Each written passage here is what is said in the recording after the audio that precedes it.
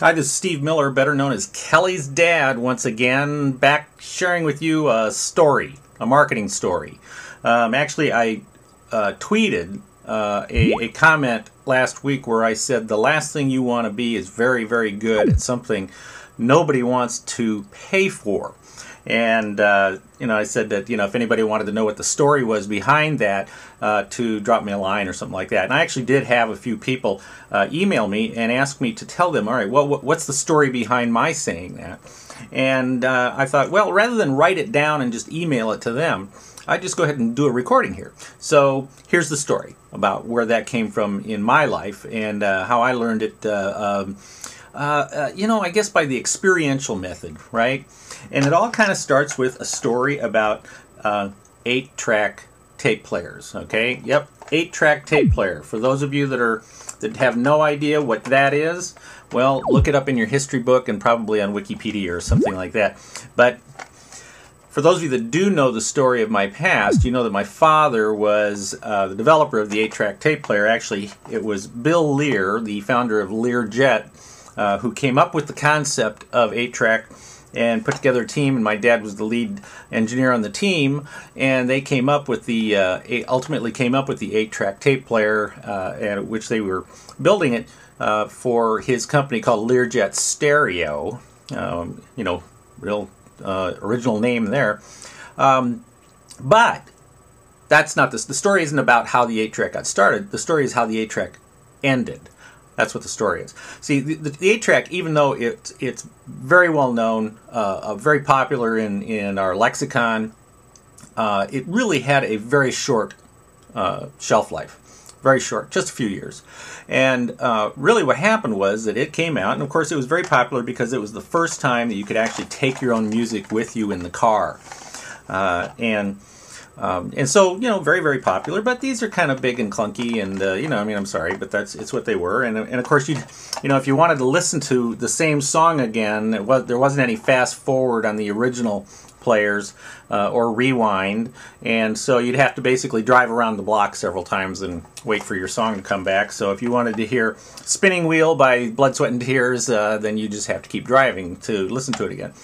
Well, then Philips Electronics came out with the audio cassette. The audio cassette, which of course is now pretty much dead.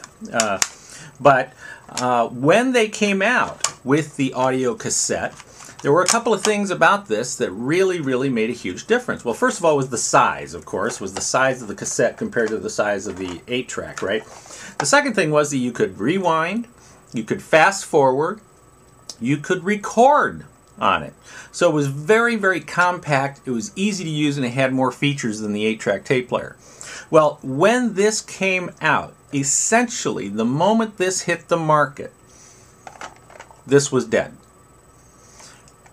Now, my father and his team at Learjet Stereo, of course, did not want to go away easily. They were going to fight the cassette. And so what did they do? They sat down and they said, all right, what can we do to improve the 8-track?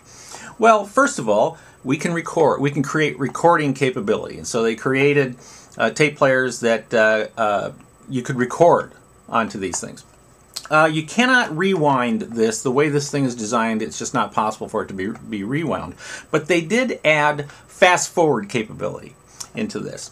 And then probably the big coup de grace was that they then, because this has a bigger tape in it and has a higher quality to it, they then added quadraphonic surround sound.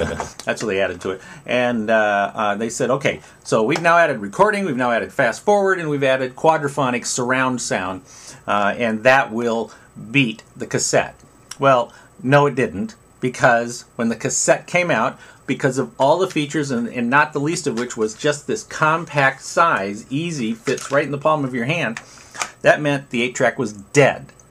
So in spite of the fact that my dad and his team made it better, and in fact the sound quality on an 8-track was superior to the sound quality on the cassette, but it was good enough to the consumers. And so what happened was that even though they made it better, it was still dead. And so it was a number of years later that I learned, or I realized in analyzing that situation, that the last thing you want to be is very, very good at something nobody wants to pay for.